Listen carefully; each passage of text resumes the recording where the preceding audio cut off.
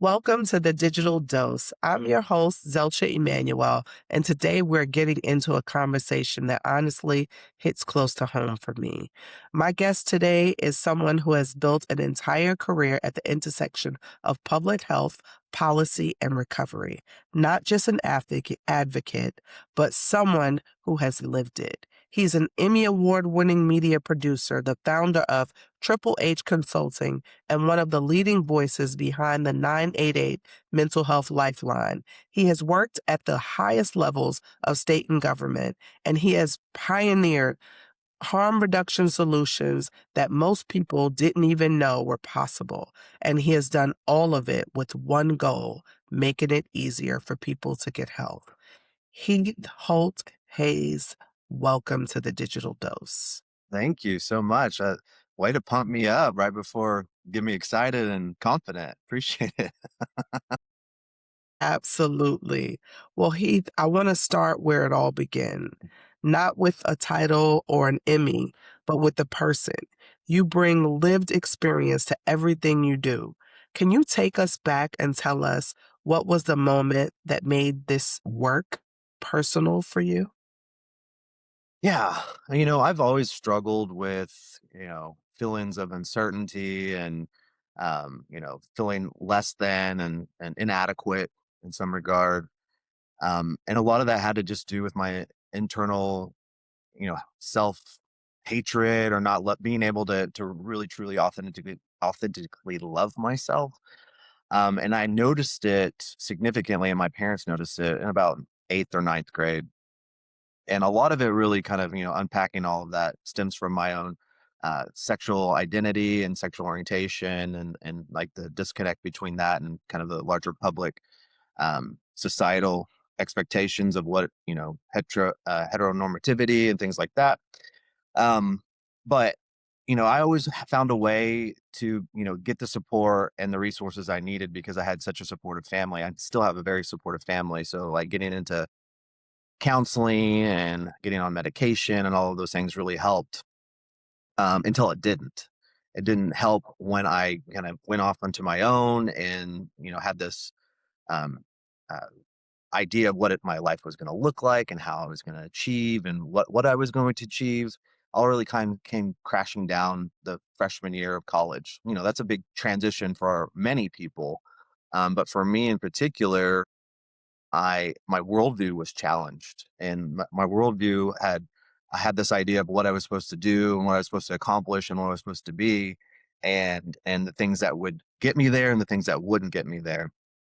And my freshman year of college, I was introduced to the use of drugs, as cocaine specifically was my drug of choice. And there was all these high functioning, successful people that I kind of surrounded myself with who were using, and not really having kind of the things that I thought would come along with use of drugs and abuse of drugs. And that for me was not the experience. I became addicted.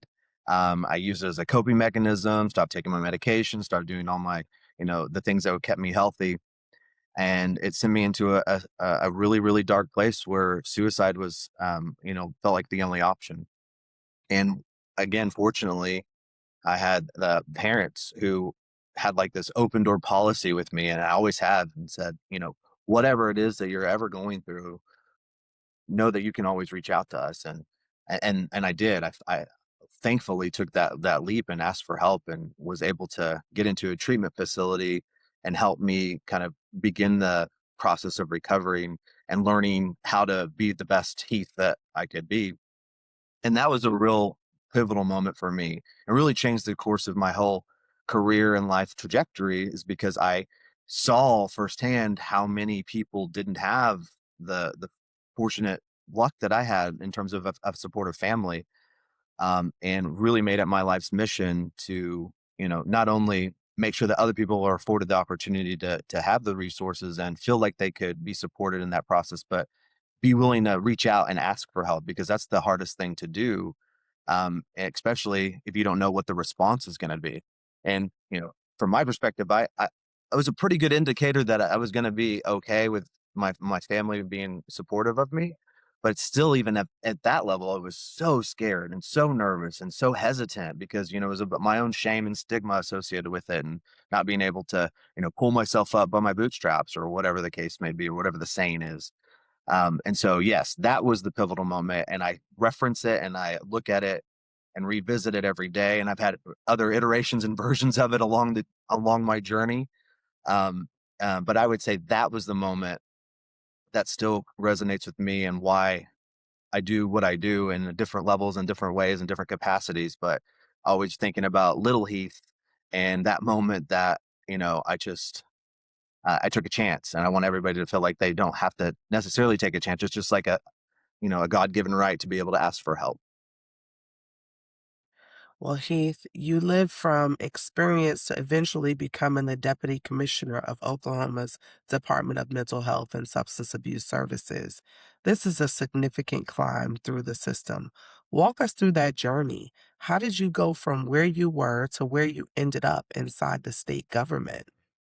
Yeah. So, when I graduated college with my undergraduate degree, again, like at this point, I switched from wanting to be a lawyer to wanting to be in the mental health field. And, getting a bachelor's degree in psychology was kind of the first step. And as soon as I uh, was able to finish that degree, or right before I finished the degree, I was thinking, okay, what am I going to do? Like, what am I going to do with this degree? And so I started looking at different community mental health centers because I just figured that was like the next natural step. And I think we had somebody come in and talk to a careers in psychology class, and kind of that stuck with me.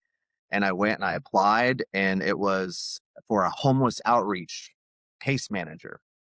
And so it's like, all right, I need a job. That sounds very interesting, and I'm here for it. And so that really exposed me to all of the social systems that don't work, that are designed to help but don't, because they don't collaborate, they don't communicate, they're fractured, underfunded. And so if you take somebody who's experiencing an unhoused situation, combine that with addiction and severe mental illness, like it's virtually impossible to get out of that scenario, even if you want to.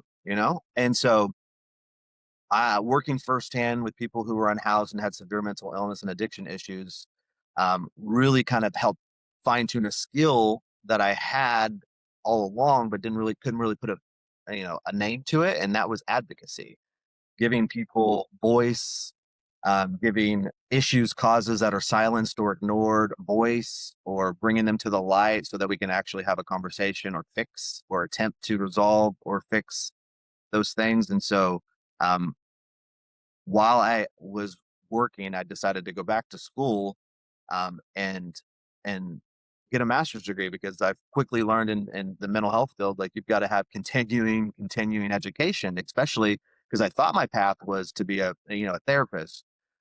So I signed up for a grad program so I could become a licensed therapist. But seeing what therapists did, having my own therapist, I also realized that that was not my skill set. I enjoy that therapeutic relationship, but I don't feel like that's my best purpose in this space. And so I was able to kind of navigate and figure out, luckily, to pursue like a thesis and a graduate option versus like a licensed therapist option within my degree program. And so that was really helpful. But through that thesis process, I was able to help develop a nonprofit organization that helped LGBT youth who were experiencing, uh, you know, rejection and fear and kind of that isolation, because I was also, working on my own love and identity at the same time as I'm being therapeutic with my relationships with my therapist, and learning that my sexual identity was a big contributing factor to all my mental health issues and addiction issues. And so, being able to fine tune that advocacy skill to develop and community organize around, an issue, really led me into, thinking and seeking how to work in systems and how to organize community and how to organize people around a shared mission or a shared goal. And found my way into the Department of Mental Health as a consumer advocate, because the title of the job, I was like, okay, this is for me. This is what I'm supposed to be doing. And then when I got into that entry level position within state government, it just, for me, it was looking at the problems, seeing the system inefficiencies, and being able to kind of work to fix them or to solve them or to make them better. And so I just ascended the organizational structure by taking on different roles and always looking at an opportunity that was presented, and went into different roles, not necessarily being able formally educated or trained in specific areas such as like um, uh, investigations and communications and PR and all of the different things that were kind of just thrown, or opportunities that were a part of an organizational function. I just embraced it and helped develop a workforce within the Department of Mental Health called a peer recovery support specialist. So it was taking my own lived experience, combining that with what I saw worked really well in the system, and empowering people to kind of take ownership and charge of their own recovery by giving back to other people and inspiring them, just like I had been inspired a long time ago when I first entered recovery. And so found a lot of success through the development and refinement of that workforce. Helped other states be able to do that. Kind of marry different health aspects and recovery and wellness aspects. So we're not just thinking about the absence of alcohol and drugs, or the absence of symptomology such as depression, anxiety, hallucinations, psychosis, but like how do we approach the whole person, like physical health, spiritual health, all this idea of wellness, and kind of integrating the whole person aspect. So that comes out in like the workforce of peers, but also in like the way that the treatment systems are designed and how they provide services. So they integrate care with physical health and mental health, and that really helps the person kind of get everything in tune and in check, and working on the whole person. And so taking that experience and then just like really writing it to different leadership levels, and being able to then, help develop other people, and just, yeah, all of that led me to, again, taking on some communications challenges, and being able to really take an opportunity with the 988 Lifeline being launched, and using peers, and all of those things just mixed together, led me to where I ended up as the deputy commissioner for the state of Oklahoma's mental health system, and spent a lot of time helping other states, because we had a really good system set up, and we had a lot of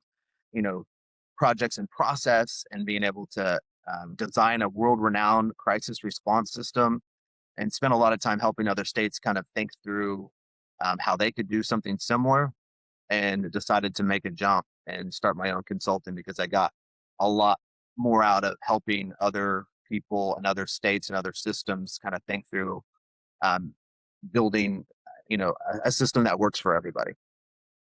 Wow. Well, let's talk about 988 because most people know the number, but they don't know the story behind how that campaign was built. You spearheaded the anti-stigma messaging for the 988 Mental Health Lifeline and won an Emmy for it. What does that take, to change how the entire country talks about mental health crisis? Yeah, I mean, there was like a perfect storm of things that happening at the time of the 988 launch, and a lot of it was around COVID, and everybody, regardless of what you think about COVID and all of the things associated with it, the political division that exists, we all experienced uncertainty. We all experienced fear of the unknown. We all experienced isolation for various amounts of time, differing amounts of time for everybody, depending on where you were living and located. And so the launch of 988, a resource to be able to help people kind of talk through this, I saw the opportunity. I saw the opportunity to not only, get ahead of it and launch it and build the system behind it, because we already had like little pieces of it across the state, but making sure that they were connected and not fearing. And I think this is probably to my detriment, but also to my success, in not and not being afraid of taking risks. And I think that that's the biggest thing. even down to the way in which we communicated what 988 is. And so we took um, just again like the lived experience perspective, the lived experience influence, and what would help people to trust this resource, right? Because it's a government funded thing, and a lot of people don't trust the government. They don't trust what comes out from the government, or this might not be certain what they're going to get, or are you taking my information, especially when we're talking about something so stigmatizing like mental health and addiction. Like, what are they going to find out about me? Are they going to take me in a police car to the hospital, which is, you might not know, or maybe we talked about it earlier, but that's the standard response for a lot of states, because it's such an stigmatized illness, is you have to get in the back of a police car to be taken to the hospital if you're experiencing a mental health crisis. And there's no other illness or disease that you have to get in the back of a police car handcuffed and taken to the Mm. hospital. And so, as an example piece of how we, not only communicate it, but like how we respond to people who need the support and assistance, had to be redesigned. And so, in the background, working on all those pieces, changing laws, changing policies, creating programs, but getting ready to communicate that and launch it. And so we had tons of focus groups from people who have lived experience and have worked in the system and walked the system, but also making it feel like something that's not government, kind of even retooling the name. So federally, they when they came out with this idea and concept, it was the 988 crisis and suicide lifeline. And those words are a lot to say, but also, you know, we want to reach people before they feel like they're suicidal or before they feel like they're in crisis. And so, really kind of doing a catch all and calling it the mental health lifeline was a risk. And also, something that I think has proven to be really well, because people, there's a barrier that's removed from that just at the jump, because now I feel, oh, mental health. We've all been talking about mental health since COVID, so that must be for me, because we all, it kind of normalized it because of the COVID experience. And so, kind of looking through like how we communicate it, and what it looks like. We also wanted to get the biggest bang for your buck in terms of communication efforts. And, you know, everybody watches the Super Bowl, whether or not you like it, football or not, everybody watches it for the commercials. And so we had this big idea of like, let's do a Super Bowl commercial ad, and who are we going to get to kind of help kind of bring some star power to it. And we looked at a lot of different ideas and concepts, but Kristin Chenoweth, who's from Oklahoma, kept popping up.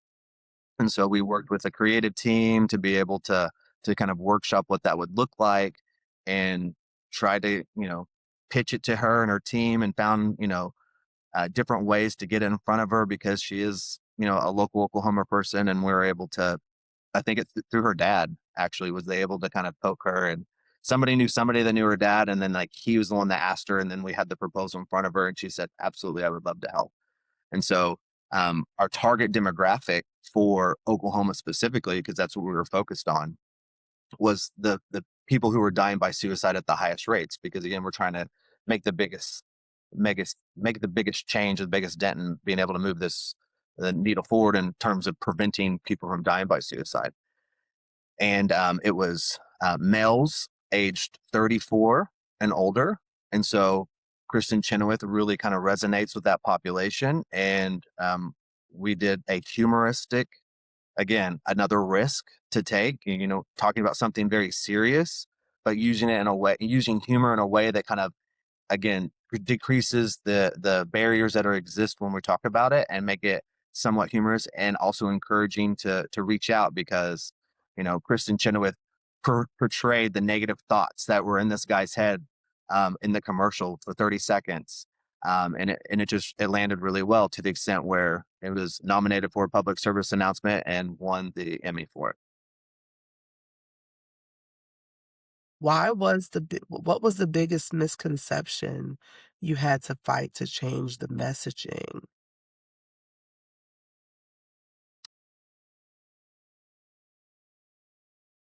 using humor as a tool. I think that was a huge one because every time you think about like the times that you've seen anything that's kind of communicating mental health or addiction, you see somebody sad, you see somebody who's unhoused or homeless or doesn't have any, no resources available, and it's like a disparaging moment. And then like somebody's lifting them up and taking them taking them to a better future or whatever the case may be.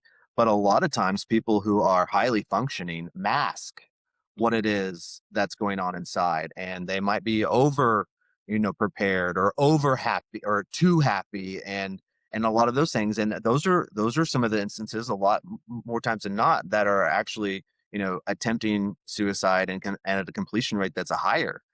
We need to approach this in a different way, a way that's we've been doing those types of communication and ads for a really long time, and it hasn't really helped. We really need to like do something that's out of the box thinking, and takes a risk, changing the way that we approach mental health, in terms of calling it what it is, mental health versus like um, a lot of the people who come to mental health or talk about mental health or well-being from an addiction perspective primarily. They would prefer something like behavioral health.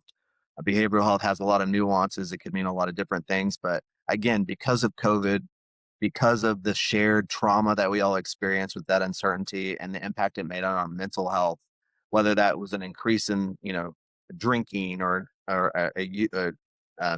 smoking or whatever substance that you might have used to cope with your mental health. That was at the end of the day, the underlying theme is that we're all talking about mental health, and let's make it as accessible as possible. So that was probably another misconception or challenge, and making it um, moving it forward than the 998 Lifeline conversation. Um, yeah, and then I think thirdly, it would be what happens when somebody calls, and you know because states are resourced differently, and they all have different programs and treatment providers and resources that help kind of address and support the issue. What happens when somebody calls and we don't have somewhere for them to go? Well, that's not the goal. We had to revisit that a lot of the times. The goal, and what we've seen in practice since it's been operational for several years now, is that all people often need is somebody to talk to, and that's it. About 7% of the time, you need something more, which is like a treatment resource, or to be able to go to the crisis center or a psychiatric hospital.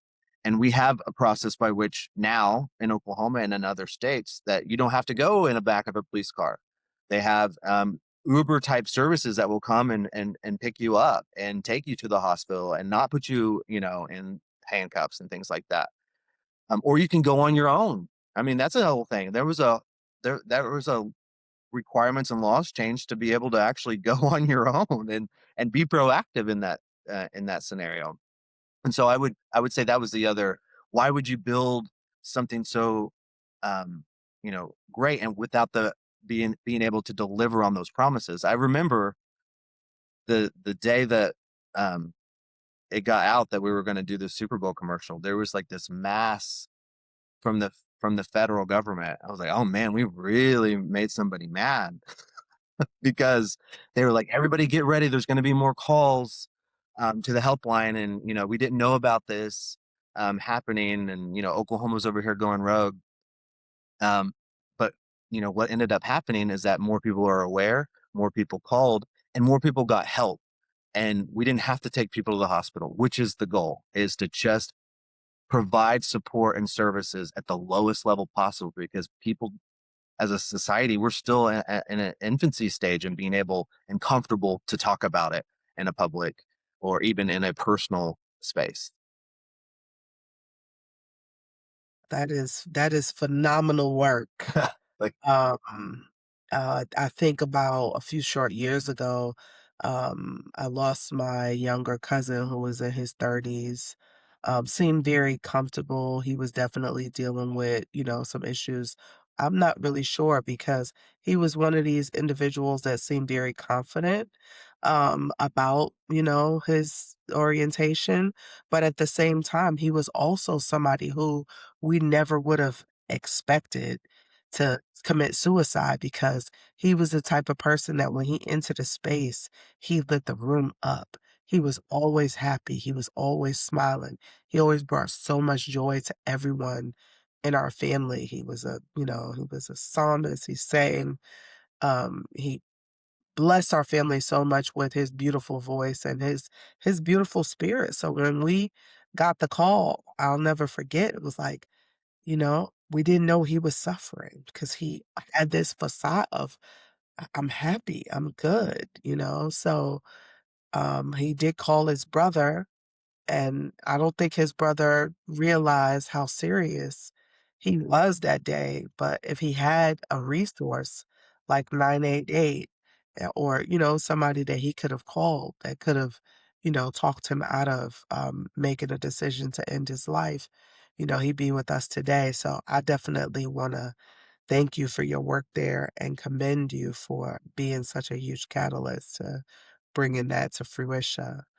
At some point, you made the decision to leave the deputy commissioner's role and launch Triple H Consultants. That's a big leap. Yeah. Uh, Tell me you know, about it. that's a big leap. So that government stability to entrepreneurship, what pushed you to make that move, and what did you believe you could do on your own that you couldn't do inside the system? Yeah. So it's interesting. I have a lot of different mentors that, advise me over the course of my career in life, still to this day, of course. And when I was making that decision, um, one of my mentors told me, I am so surprised that you have lasted this long. And I was like, what do you mean? He was like, you have an entrepreneurial heart. And one of the only reasons why you've been successful in this is that you've had leaders and supervisors who feel like they can contain you. So like have let you kind of, fall on your face and then also be successful in some of your thoughts and ideas and the way that you approach things. And at the end of the day, that had run out, and the person who was, my biggest mentor over the course of my career was retiring from state government. And so I was like, all right, well, I think I've ridden this train as long as I could. I don't know who's going to be the next leader. If it's not me, then I need to go. We need to start something else. And so that was the catalyst that made that decision. Is, you know uh you have to see the writing on the wall when it might be time for you to make a change. And I always knew that consulting would be in my future, just because I worked with consultants and have seen what they do, and I'm like, I can do that better. I'm pretty sure I could do that better. And learning from them and being able to, I feel like, actually provide some support, some technical assistance around issues because I've lived it, versus like, let me just, you know, throw some words at you and not really mean anything, and not being able to come from like a street credit type of perspective. And so yeah, that was essentially the catalyst. And I didn't necessarily have a huge plan, other than, I knew how to do some things, and I knew a lot of people, and I had a lot of contacts because I've worked in different states in supporting and being a part of associations and committees and all of those things, and really have just leaned into all of those relationships. There's Every day there's another relationship that I'm like, oh, they might need my help. So, and it's just really just kind of hustling and reaching out and working different contacts, and never again, taking opportunities as they come, and never saying no to a potential job opportunity or a potential project opportunity, because if I come at it from an authentic, heart-centered place, like, either it's going to work or not. But I have found that it's nice to not have to do things that you don't want to do, and I have found that freedom in my entrepreneurship. And then also I've found that I might be a little bit addicted to stress. And so being able to pick and choose what I do, and not have, and really kind of be calm and relaxed and centered and focus more on my family life. I have 3 young kids, and being able to have the flexibility to support them and go to their functions and be a part of parent teacher groups and take the kids to the zoo on their field trip and things like that is like allowed me to slow down and kind of see what's important to me at this point in my life. That is amazing. But you're nationally recognized as for something I have to ask about, using vending machines for harm reduction. So, Naloxone vending machine supplies digital support access. When most people think vending machines, they think chips and soda. How did you get here, and why does this actually work? Yeah, that's a great question. And I feel like, you know, in my life, I can be both the visionary person and the executor. Um, I I walk that line. So most people in my experience, can either do one or the other, but I've kind of teetered the line of being able to do both. And so in some instances, the vending machine to distribute naloxone was not something that I came up with myself. I took that idea and kind of blew it up and said, okay, that's great that we're going to have a vending machine because I love that low barrier access. But having that vending machine at a mental health clinic doesn't really make sense to me because you're already there and you already are there for a reason.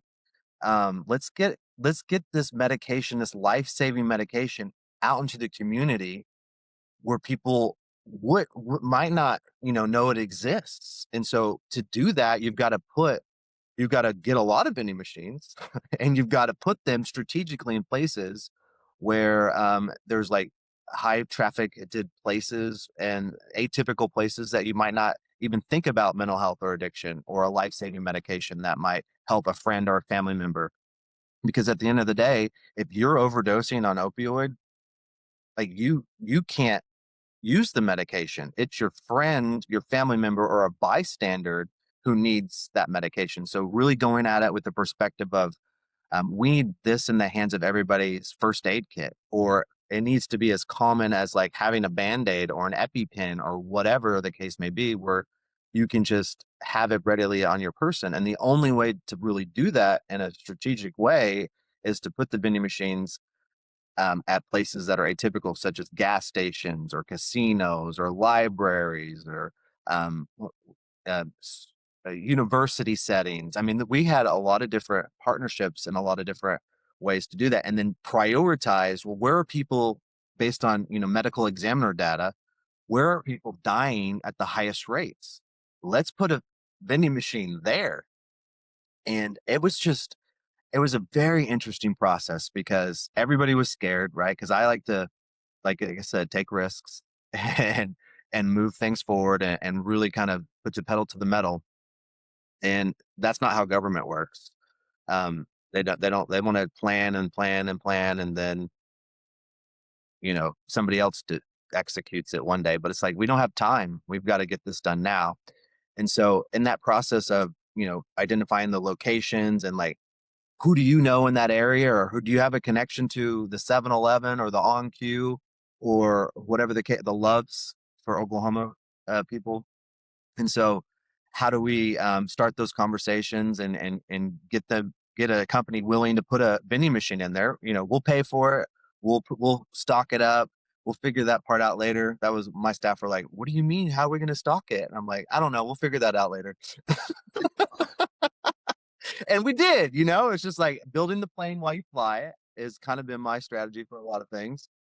And um, it was interesting though because from a societal and from an organization and from a personal perspective, all at the same time, everybody seemed to, yes, this is a big deal. Yes, like we want to help, we want to be a good community partner. But when it came time to installing the vending machine, it never failed. There was this hesitation because now, even though the vending machine was beautiful, design and pretty and eye catching, um, the symbolism of a vending machine having a medication that would reverse an overdose became very real, and the shame and the stigma is like, oh, you mean our customers might have an overdose? It's like, yeah, have you not? Where have you been? Like people are dying by overdose rates substantially, and so you were actually helping it. So to see that from acceptance to, rejecting to just kind of getting back and just finally saying, okay, yes, we do want to do this was a very interesting process because, and it all goes back to this idea of shame and stigma that we all have about this, that we have to deal with before we can really embrace and help and support everybody. So it just kind of comes back down to like, you have to feel comfortable and being vulnerable and sharing some things that we have been trained and taught not to talk about. And so having those relationships, putting those vending machines, getting the logistics figured out with stocking them and keeping them stocked, really proved to be successful in the extent that we reduced overdose rates in Oklahoma by about 50%. Yeah. Staggering. Yeah.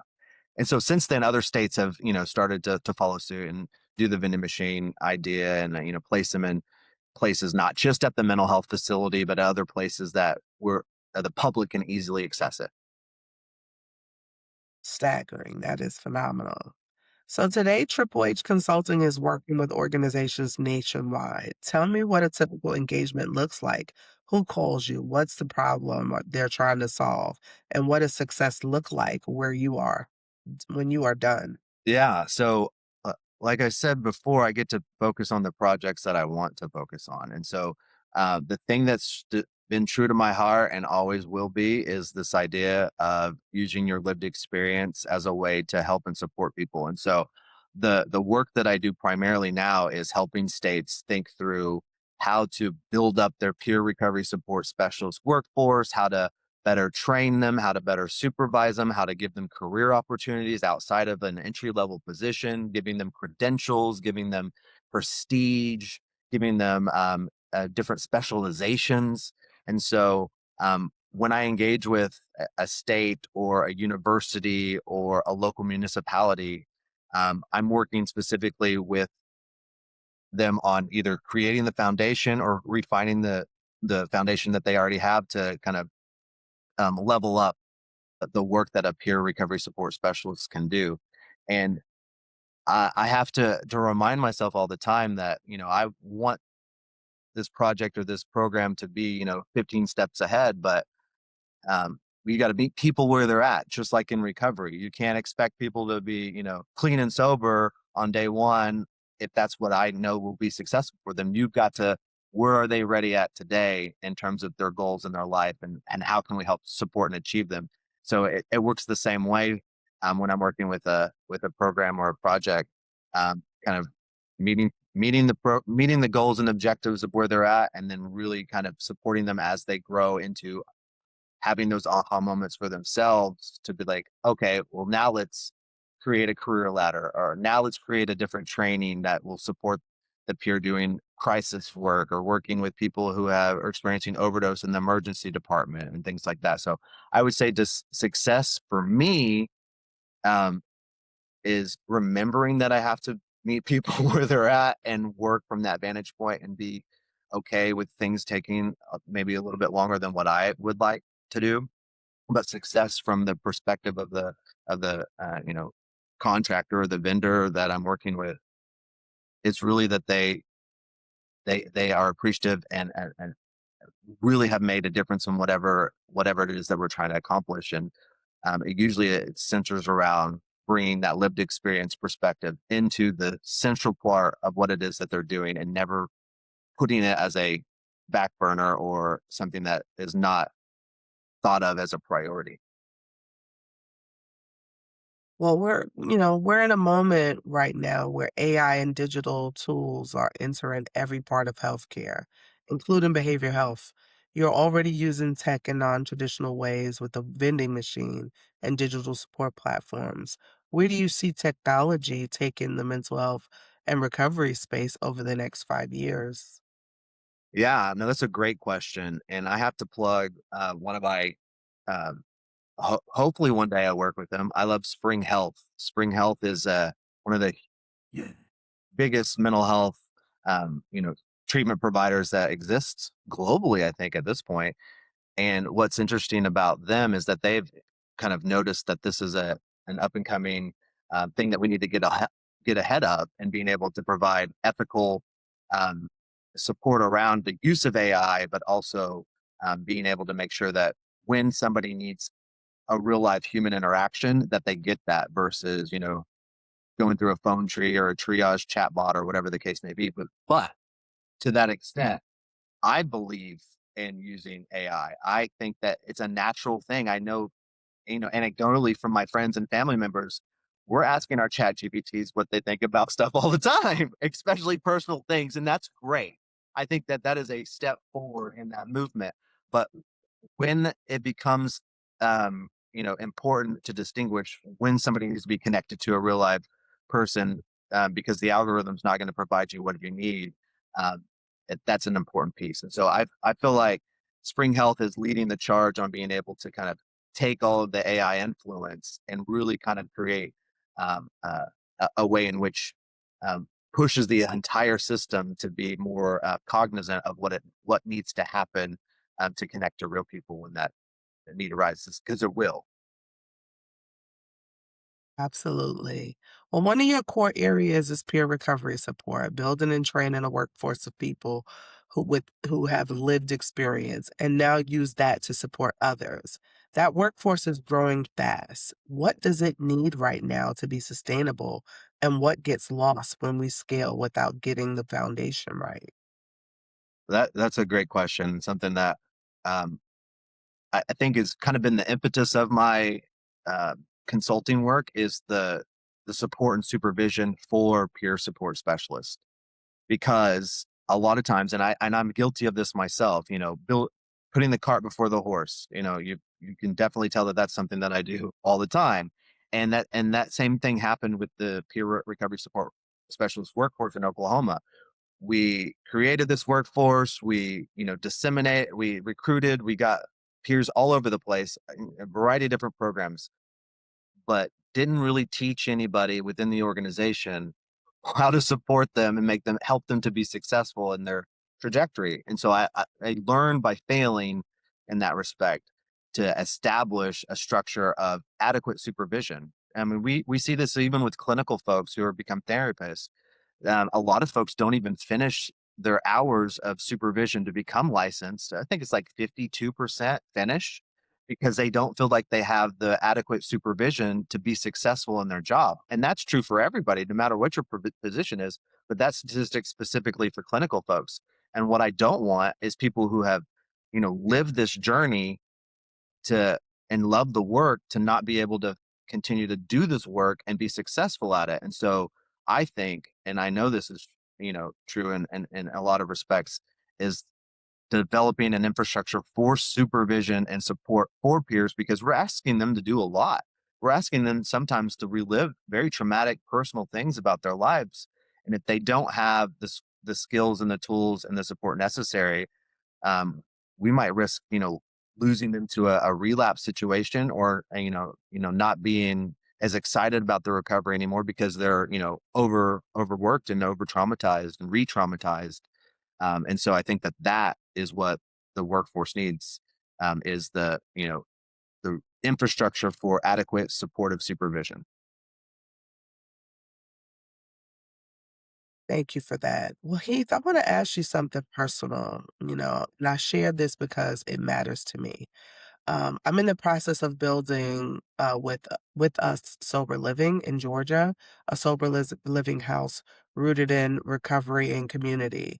And your whole life work is about building those bridges for people in exactly that space. What do you wish more people understood about what it actually takes to build recovery supportive environment? Not just the physical space, but the culture, the trust, and the things that make someone feel safe enough to actually heal. Yeah, I think you got to think about it too. And this is the way I think about it is like if you take a plant and you take it out of its or you water and you want to help it grow and flourish and be nourished, and you and the reason that it was dying in the first place is because the soil is not healthy, or the environment in which it's a plant that doesn't thrive or survive in that type of. And if we, water it and nurture it and give it all the, nutrients it needs so it's successful, and then it withers away again, the expectation is that, of course it did. Why would we expect anything different? Because we didn't change its environment. We didn't change its culture. We didn't, support. We didn't replant it in a place that it would better thrive and be supported, by its surroundings. And I think that that is a big deal for people because a lot of times, and I see this with parents, I feel like sometimes I have to catch myself this with my own children, is like, let me just fix you. Let me just take you to the doctor, take you to the specialist, and you're going to get a treatment and you're going to be fixed and we're going to put you right back where you were. And that's not how it works. We've got to think about the system, the family dynamic, the society, the city, whatever the neighborhood is super important. So, being able to go to a sober living facility and learn those skills and develop those skills is super important. But what happens next is just as important. And I think that that is a big misconception, or people don't think through that piece of it. You can't necessarily go back to the people, places, and things that you did before. You have to change it in order to be successful. And the work that you do at the sober living facility needs to be incorporated. Of like, okay, what what needs to be different when I leave here because I'm not going to be here forever. Absolutely. Thank you for that, sincerely. Well, last question. If someone is listening right now and they are in a dark place, they're struggling, they know how to ask for help. They feel like the system is not built for them. What do you want them to hear from you today? That it probably wasn't built for you, but it doesn't mean that you can't change it, because I feel like I've seen that in different iterations and also personally. And that for me, just based on my personality, it makes me excited because I'm like, I'm going to change that. I'll show you. Um, and I know that that spark doesn't necessarily happen for everybody. But that's what I want somebody to hear that's in that space, is that if it's not built for you, then build it for you.